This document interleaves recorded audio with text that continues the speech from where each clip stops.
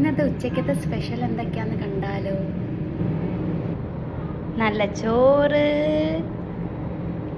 പരിപ്പ് കറി, അച്ചാറ്, liver fry, പപ്പടം, പയറുപ്പേരി, തൈര്, ചമ്മന്തിപ്പൊടി.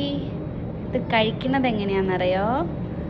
ചോറും കറിയും കൂട്ടി കുഴച്ച് കുറച്ച് അച്ചാർ അതിൻ്റെ മുകളിൽ വെച്ച് കുറച്ച് ലിവർ ഫ്രൈ അതിൻ്റെ മുകളിൽ വെച്ച് ഒരു പപ്പടം എടുത്ത് പൊട്ടിച്ച് കുറച്ച് ഉപ്പേരി എടുത്ത് കുറച്ച് തൈരെടുത്ത് കുറച്ച് ഇതെടുത്ത്